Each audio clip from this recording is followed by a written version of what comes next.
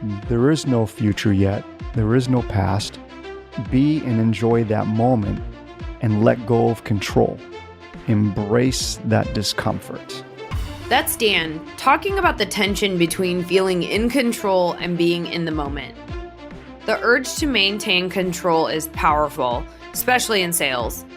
In this episode, Dan breaks down the need for control, why we're so driven by it, and how you can be totally present and engaged with your prospect.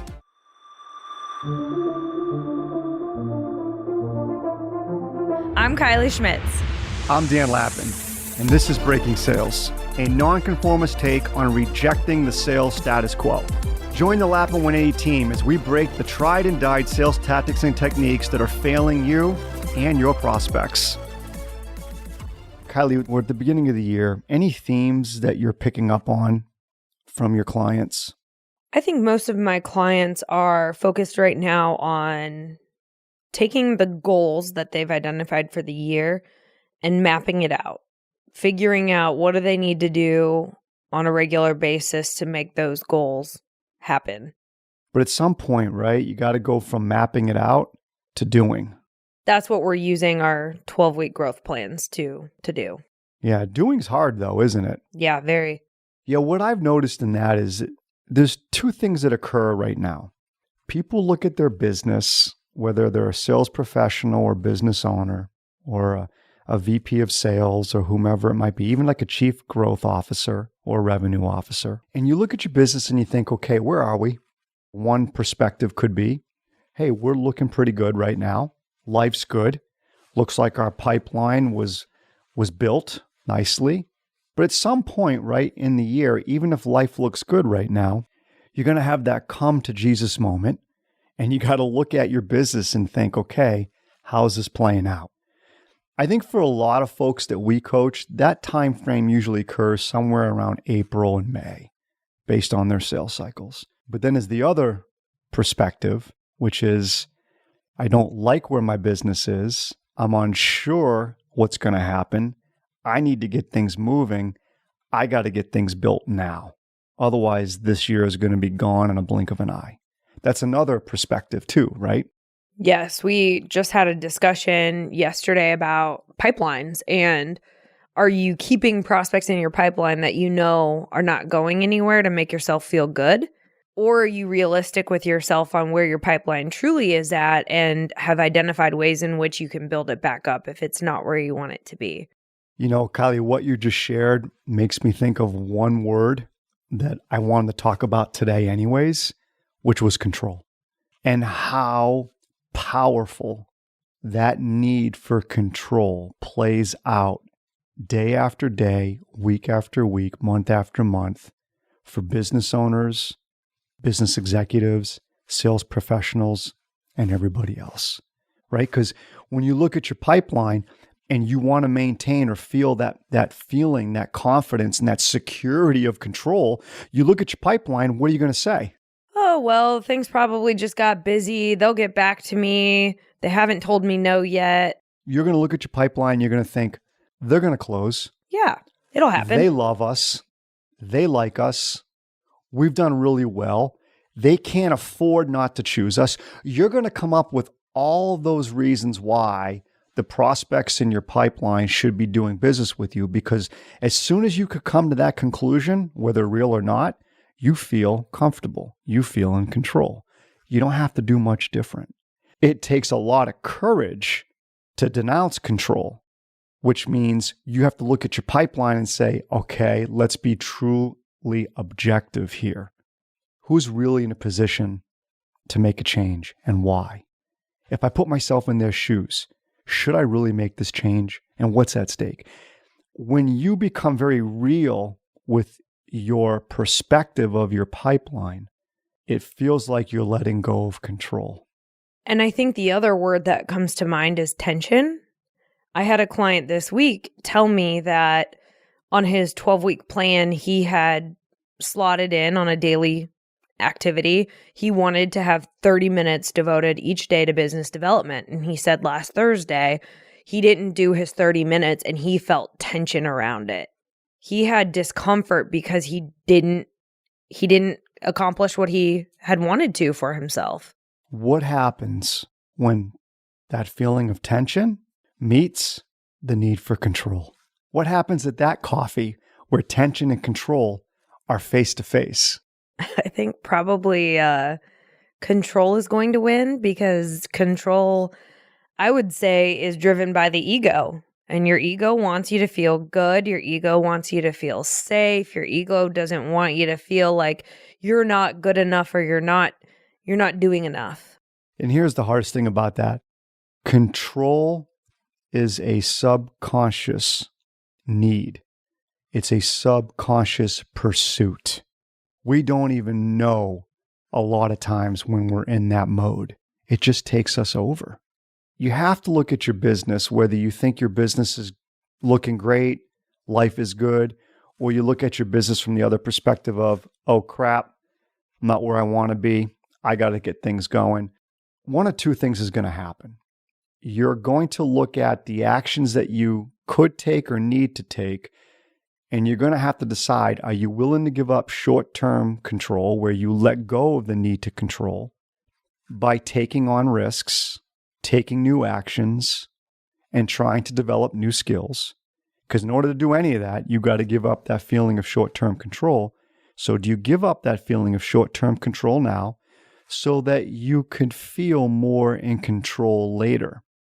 Or is it the vice versa, which is what most choose, where they don't want to give up the feeling of control now. They don't want to experience the discomfort of trying something different, implementing a new process, 12-week growth plan, or becoming more disciplined. Those are all things that are required to perform at a high level. In order to improve them or develop them, whatever it might be, you have to let go of short-term control. Are you willing to let go of the short term to get control in the long term? Or are you going to hold tight in the short term, avoid the opportunity to get better, avoid the discomfort of trying new things so you can continue to feel in control, knowing that at some point this year, maybe it's April, maybe it's May, maybe it's July, I don't know, but at some point this year, because you sought early control, your business, something went boom in the night. Those prospects who told you that they were in or that they were going to make a decision this year, something happened in their business and they are not going to make a decision for change, or they're going to go a different direction, and you're left with a business or a pipeline that can't sustain itself. There's no plan B in it. And now you've lost complete control. For me, I think about this as, am I going to do the thing today that makes me uncomfortable, that I might suck at, but I'm going to try it anyway because it could pay off dividends in the long term. And in the long term, it puts me in a better position for success because I did struggle through that process. And if I'm not willing to go through that process, I'm just going to get more of the same. And let's say 1 year from now, in that long term, I look back and I say, well, I wish I would have tried this, or I wish I would have done more of this, or I wish my pipeline would have been better. Can you embrace the discomfort of the short term in an effort to get better, improve your pipeline, improve your conversations, improve the viability of your business? Can you embrace that discomfort in the short term so that you can secure comfort in the long term? Versus what? Looking back with regret. And what would cause regret? Not executing on things that made me uncomfortable. I look back and, even the 12-week growth plan, I've struggled with it for the last almost 3 years. It's not new. I have a revived energy around it now that I haven't always had. And I think the first time I put together a 12-week growth plan, it was overwhelming. And it was overwhelming because it was a bunch of new stuff I've never done before. And the risk of me failing was very high. I was trying to establish new habits that I knew were going to take a lot of willpower, and I wasn't sure I could do it. Kiley, I'm experimenting. And one of the things that I'm doing is I'm journaling every day when I am trying to be deliberate in putting myself in a scenario where it feels like I lack control. So I can try to become more conscious of how I make my decisions, right? Because subconsciously, we all thrive for that feeling of control.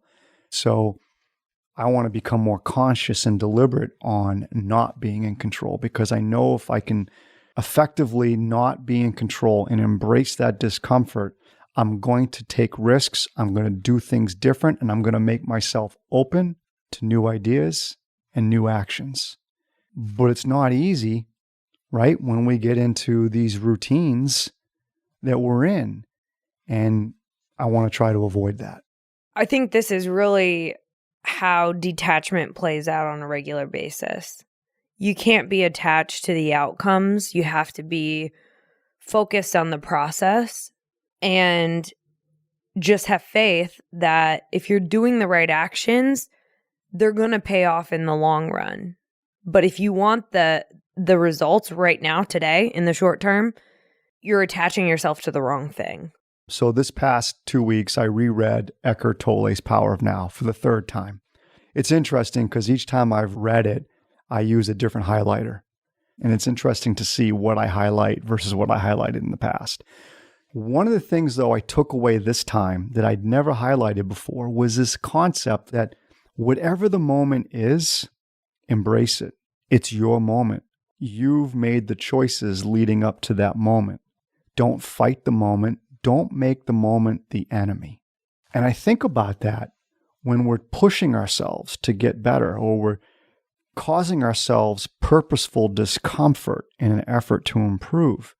The best way through that is stop focusing on the future, which is, what if I screw this up? What if it doesn't go well? What if I make an ass of myself? That's all future thinking. You're not in the moment.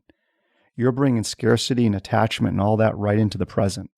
And that causes current and immediate anxiety and hesitation. And don't worry about the past, which is, hey, you screwed this up before, or this environment, this situation, or whatever it is hasn't worked out for you in the past. Being in the moment is just embracing that moment to say to yourself, this is where you are. You can't control anything more than where you are at this moment in time. So enjoy it. Make it yours. And I wonder how that will play out.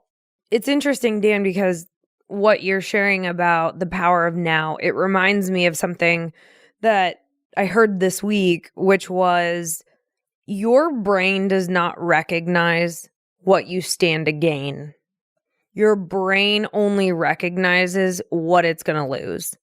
And we've said this before, you underestimate what you stand to gain by doing something different, and you overestimate what you currently have in place. So if we think about that, our prospects are doing that all the time when they're debating change.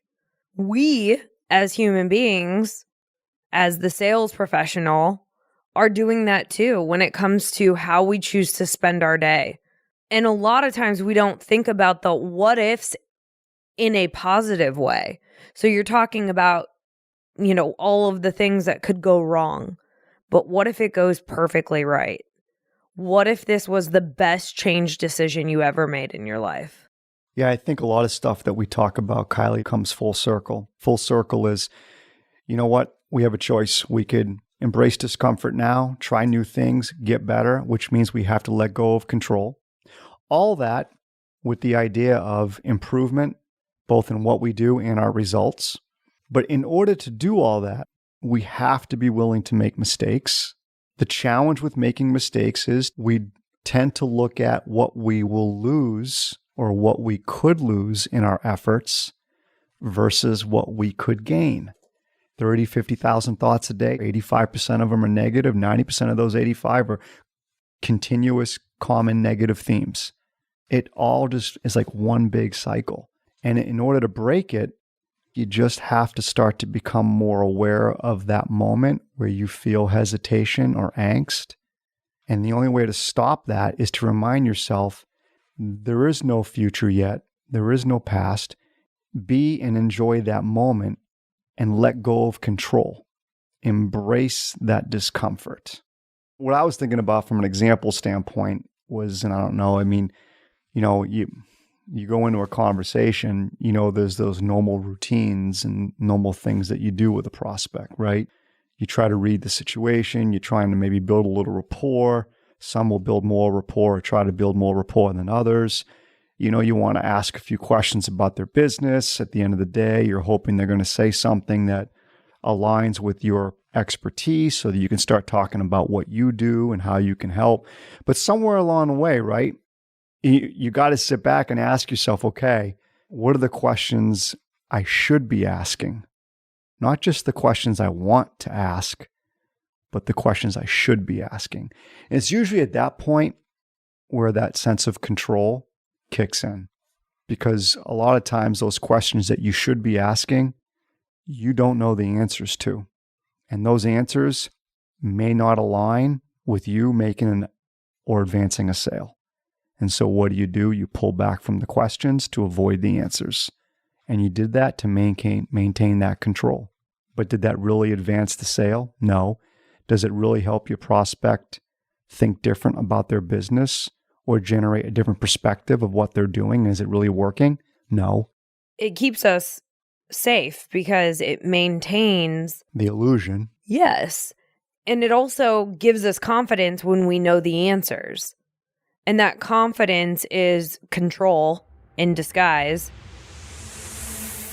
Thanks for listening to Breaking Sales.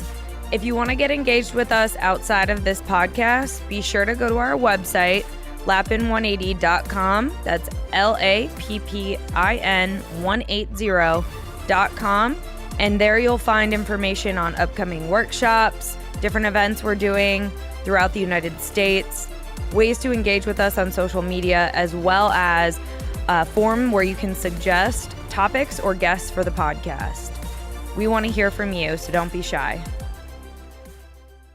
Kiley out. All right. Do we have another episode?